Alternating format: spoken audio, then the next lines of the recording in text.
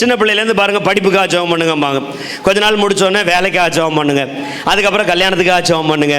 கல்யாணம் பண்ணோன்னே என் பிள்ளைக்காக ஜெபம் பண்ணுங்க. பிள்ளைக்கு வந்தோடனே அதுக்கப்புறம் பிள்ளை நல்ல ஸ்கூலில் இடம் கிடைக்கணும் ஜெபம் பண்ணுங்க. நல்ல ஸ்கூலில் இடம் கிடைச்சோம், நல்ல காலேஜில் இடம் கிடைக்கணும் ஜெபம் பண்ணுங்க. காலேஜில் இடம் கிடைச்சோம், நல்ல ஒரு மாப்பிள்ளை கிடைக்கணும் ஜெபம் பண்ணுங்க. அதுக்குள்ள நம்ம சின்ன குழந்தையா இருந்தது இப்போ என்ன ஆயிடுச்சு? கேள்வி ஆயிடுச்சு. சரியா? இப்போ என்ன ஆயிடுச்சு? அவருக்காக ஜெபம் பண்ணுங்க. அப்புறம் கல்யாணம் பண்ணி கொடுத்துட்டேங்க, பேரப்பிள்ளை பிறக்கணும். அடுத்து மறுபடியும் இதே தான், பேரப்பிள்ளை பிறக்கணும், பேரப்பிள்ளைக்கு நல்ல வியாதி இல்லாமல் நல்லா இருக்கணும், பேரப்பிள்ளை நல்ல ஸ்கூலில் இடம் கிடைக்கணும். எத்தனைடா உனக்காக ஸ்கூலில் இடம் கிடைக்கணும், அப்புறம் உன் பிள்ளைக்காக ஸ்கூலில் இடம் கிடைக்கணும், அப்புறம் பேரப்பிள்ளைக்காக ஸ்கூலில் இடம் கிடைக்கணும். உனக்காக நல்ல வேலை கிடைக்கணும், உன் பிள்ளைக்கு நல்ல வேலை கிடைக்கணும், அப்புறம் பேரப்பிள்ளைக்கு நல்ல வேலை கிடைக்கணும். அதுக்கப்புறம் அது கல்யாணம் பார்க்கறதுக்கு நீ இருப்பியோ இருக்க மாட்டியோ, அதனால எனக்கு நல்லா கல்யாணம் நடக்கணும், என் பிள்ளைக்கு நல்லா கல்யாணம் நடக்கணும், அதுக்கப்புறம் இருந்தால் பார்த்துக்கலாம். இதே ஜெபத்தை எவ்வளோ நாள் தானே பண்ணுவோம் சொல்லுங்கள்? இப்படிப்பட்ட ஒரு சபையை தான் இன்னைக்கு ஆண்டவர் பார்த்து கொண்டிருக்கிறார்.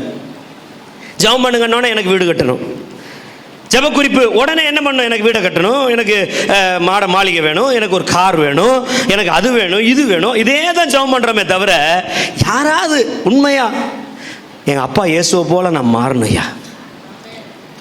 முன்னாடியெல்லாம் ரொம்ப கெட்ட வார்த்தை பேசிக்கிட்டு இருந்தேன், இப்போ கொஞ்சமாக கெட்ட வார்த்தை பேசுகிறேன். இந்த கெட்ட வார்த்தையெல்லாம் என் வாயை விட்டு ஒழியணும் பாஸ்டர், நான் இயேசுவை போல் மாறணும். இந்த ஜெப குறிப்போடு எத்தனை நாள் நம்ம வந்துருக்குறோம்? Please listen. எங்கள் குடும்பமே நரகமாக இருக்குது, எப்போ பார்த்தாலும் சண்டை போட்டே இருக்கிறோம். நாங்கள் எல்லோரும் ஒன்றா கர்த்தரை ஆராதிக்கிறதுக்கு, கர்த்தரை எங்களை ஆசீர்வதிக்கணும். அந்த ஜெப குறிப்போடு எத்தனை நாள் வரோம்? புள்ள படிக்கணும், கல்யாணம் ஆகணும். நம்ம நினைப்பெல்லாம் இதில் இருக்கக்கூடாது.